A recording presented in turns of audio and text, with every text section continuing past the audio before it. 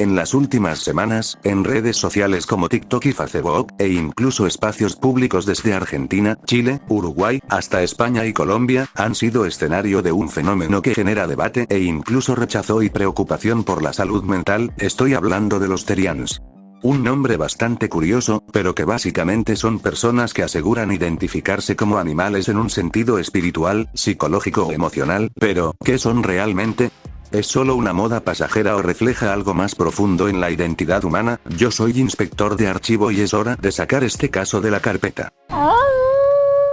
Esta comunidad viene existiendo desde los años 90, donde comenzaron a hablar sobre el tema, en distintos foros de internet de aquellos tiempos. Sin embargo, es verdad que apenas si se viene viralizando, y es que el término proviene del griego therion, que en español significaría algo así como bestia, y se relaciona con la theriantropía, que no se trata de creer en una transformación física, sino de sentir una identificación interna con una especie animal, como pueden ser un lobo, zorro, rato o incluso especies extintas, por lo que no duden que pronto veremos a alguien que diga que es un tiranosaurio, pero más allá de mi pésimo sentido del humor, algunos expresan esta conexión a través de comportamientos como sonidos, movimientos en cuatro patas, algo conocido como quadrobics, o accesorios como colas y orejas, todo relacionado con la especie que representan. Sin embargo, es importante distinguirlos de otros grupos como los furros, que en teoría se trata de un hobby centrado en animales antropomórficos, es decir que cuentan con características humanas, pero sin llegar a identificarse plenamente con estos. Como casi que cualquier cosa en este mundo, ha tenido diferentes polémicas, como agresiones y altercados como el ocurrido en Argentina, donde una madre denunció que su hija fue rodeada y mordida por un grupo de jóvenes con máscaras animales que se identificaban como Therians.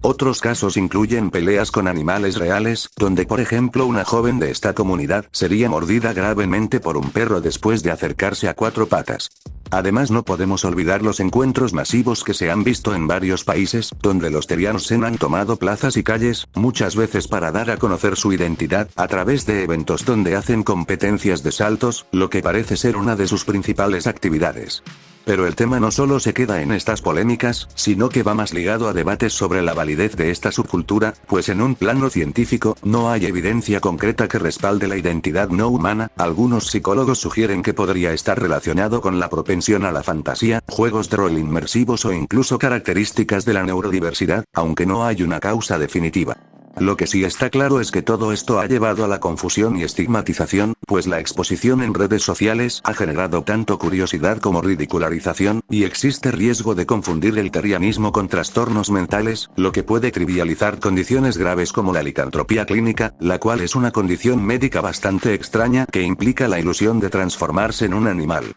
Pero después de ver todo esto, solo nos queda preguntarnos si realmente es solo una moda o algo más profundo en la identidad humana, y es que por un lado, la viralidad en redes sociales ha llevado a que algunos jóvenes adopten comportamientos por seguir tendencias, buscando validación y aceptación en un grupo, donde incluso entre ellos mismos discuten por definir si realmente puede ser considerado un Therians. Mientras los miembros de la comunidad aseguran que se trata de una sensación involuntaria y profunda, que les ayuda a conectarse consigo mismos y con otros, además de ver una forma de escapar de las presiones de la sociedad moderna, aunque expertos señalan que es importante mantener el vínculo con la realidad y las responsabilidades humanas. Como tal, no existe una respuesta única. Para algunos puede ser una expresión temporal, mientras que para otros forma parte de su identidad de largo plazo, pero ya les digo yo que si van a hacer animales, vayan y se alón, pero de verdad, no vengan a buscar papitas fritas pa' ver Netflix. Sea como sea, los Therians representan un fenómeno complejo que implica identidad, cultura digital y debates sobre salud mental. Si bien es fácil reducirlo a una moda, es importante diferenciarlo entre expresión personal y comportamientos que puedan poner en riesgo a los demás, e incluso a ti mismo, pero ya ustedes me dirán si creen que el therianismo es una forma legítima de identidad o una tendencia pasajera. Deja tu opinión abajo en los comentarios. Yo soy inspector de archivo, aunque me identifico como Cristiano Ronaldo, y nos vemos en la próxima entrega.